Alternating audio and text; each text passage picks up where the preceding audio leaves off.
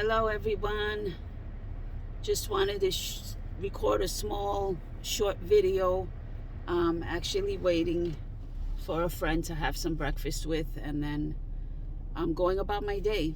I wanted to share some things with you guys this morning and hope everyone is doing well. Hope you all had a wonderful Christmas. I took the kids and we went to my mom's house. They live upstate, so we had a nice time. Very, very nice. Wanted to share something that had happened with Jeremiah, my oldest. I know that if you go back on previous videos, I always would like to provide an outlet. Sorry, I got distracted.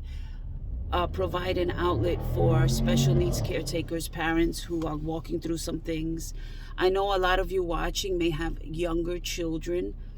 So sometimes I will share from this perspective of being a mom to a small child as they were growing up. But now Jeremiah is 25 and Elijah is 12 years old. I know it's like a huge difference, but it is what it is. They're blessings for me and to me. And it's been an interesting journey with the both of them. So with Jeremiah, I had an issue with him just recently. This happened about 2 weeks ago. And it had to do with the fact that he's in his first real relationship. Or he was, I should say, in his first real relationship. He met a young lady at the day program.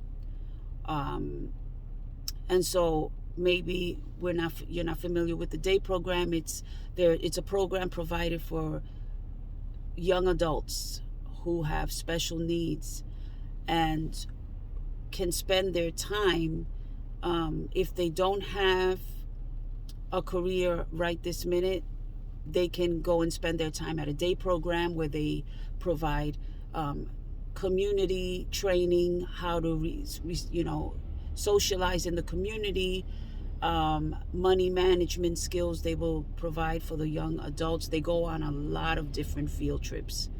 And so many times vans are provided. They'll pick up the young adults and they'll bring them back and things like that. So Jeremiah has that opportunity. He goes every day. And so this young lady, he met her there.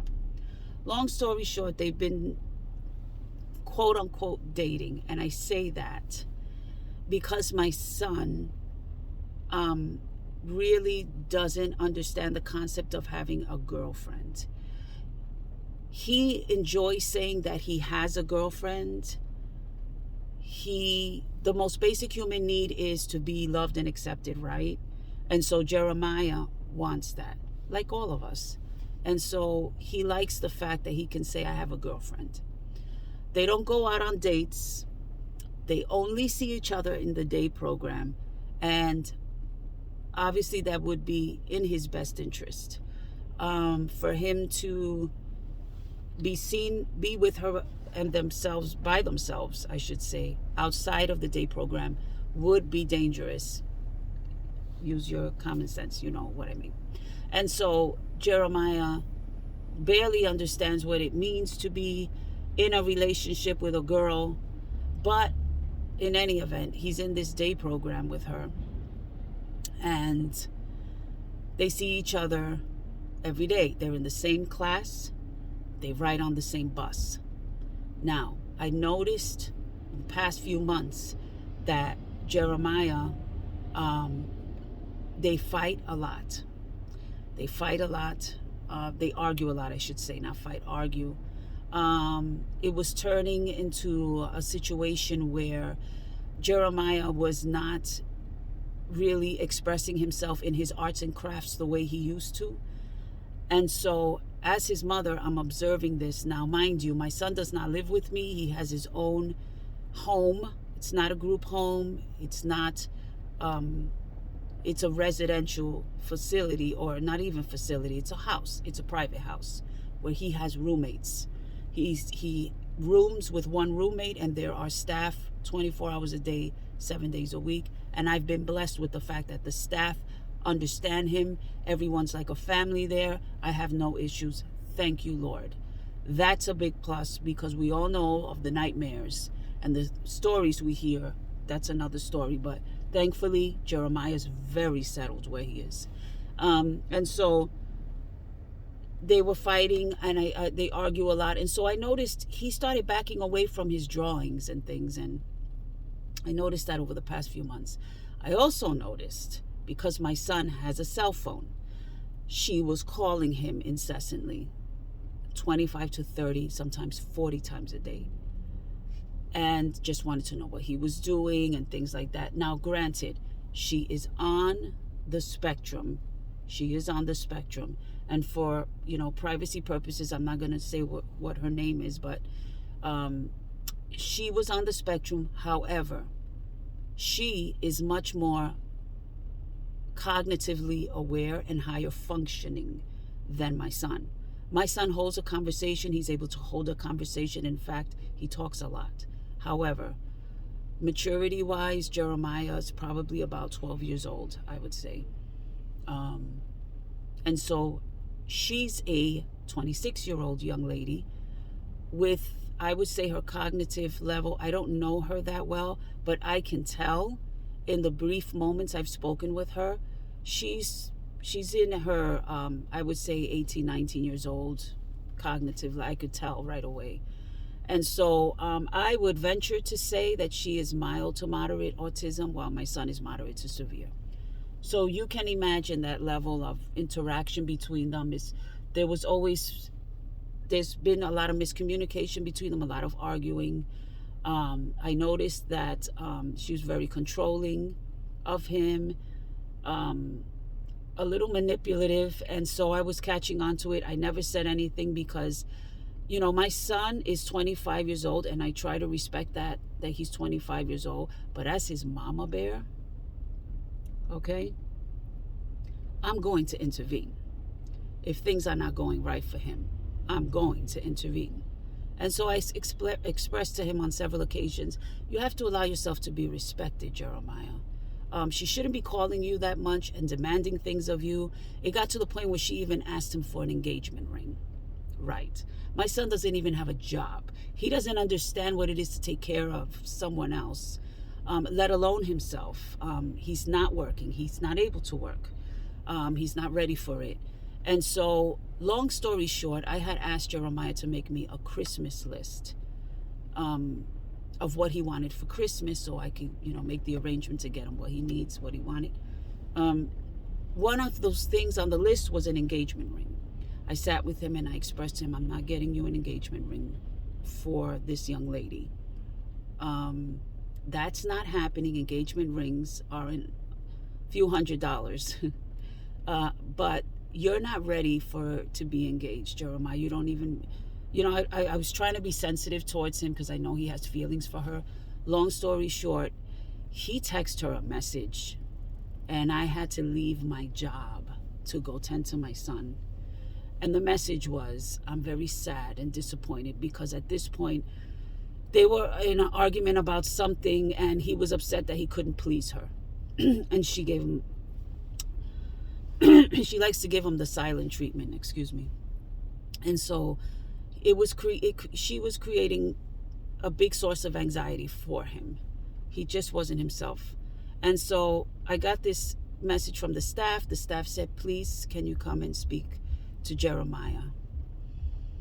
We had to intervene because Jeremiah's text message to her was, I'm very sad and disappointed.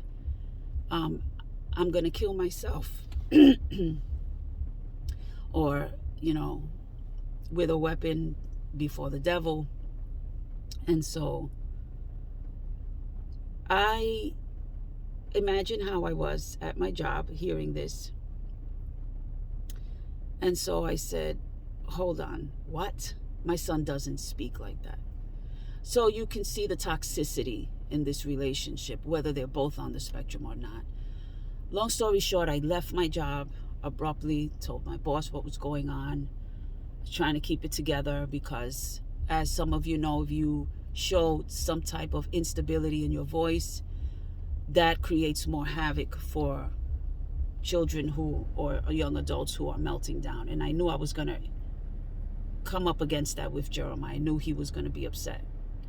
And so I went to by the time I got to I decided to meet him at his home because he was already in transit from his day program. And so I sat with him and I spoke with him, and he was upset. He was crying. He kept saying, I'm a loser, I'm a failure. I mentioned on previous videos that I am a believer in Christ. I had my oil with me, and I was going to pray for my son. And so I've been down that road too many times in the past not to believe that God could bring peace into his heart and into his mind, especially at such a traumatic moment for him where I knew mentally he was not well. I sat with him a long time, talking to him, expressing to him how we want his best interest. And he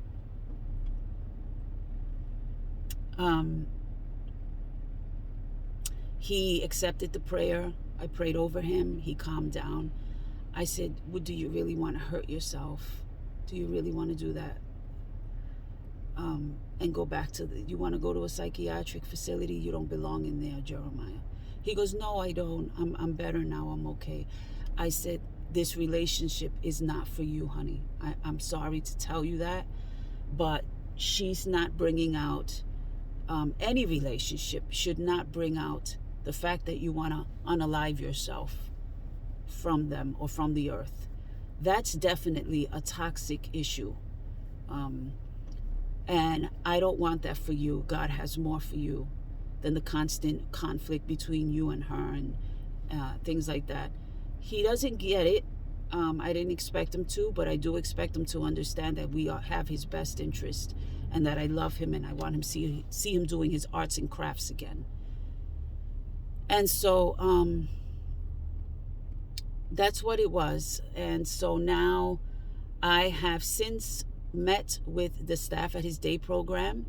They have changed his classroom. He's not in the same classroom as her. They have changed the bus route, so he's not on the same bus with her. We also had to, because of the fact that she was harassing him so much on his cell phone and he wasn't understanding why it was causing such a source of anxiety, we've removed his cell phone for now. And I know as his mom in my spirit, that sits very well with me because of the fact that she had too much access to him. I spoke to her as well, and I expressed to her my concerns. And I told her, there was also some issues with the fact that she had 2 other boyfriends along with my son, Jeremiah. And so that was an immediate red flag. And she doesn't, like I said, they're on the spectrum at the same time, but I think she realized that my son is able to be manipulated and controlled, and she's got a controlling personality. And so I told her, I would appreciate it if you don't call my son on his cell phone. He's got you blocked anyway. Don't interact with him. He needs to find himself again. My son needs to go back into his arts and crafts the way he was before, and not acting out in aggression towards staff the way he was doing again since he's met you, because he's constantly stressed and filled with anxiety and trying to figure out, how can I please her? How can I do this? I have to do this for her. No, we're not doing that anymore. Sorry, not sorry. So she respected that, and for the most part, I haven't heard from her. I did speak with her mother as well, and I expressed to her my concerns. I was hoping to speak to her again towards, once I spoke with the young lady, I was hoping to reach out to her mother because I didn't know what she would say to her mom, but the mom hasn't reached out to me. And so, but that's it for now. They've changed the program, the classroom and the bus route for my son. So I say all that to say things are looking up for Jeremiah. He hasn't expressed any issues with unaliving himself again. I knew that she was a major source of that issue because my son is a happy young man. And so when something is just causing them to deteriorate like that, you have to be a mama bear. And I am a mama bear. I know a lot of you are mama bears and papa bears, and you're looking out for the best interest of your child. And so that was a major thing for me at this point. So just sharing with you guys. Please keep him in prayer. I will keep you all in prayer as well. God bless you. Bye.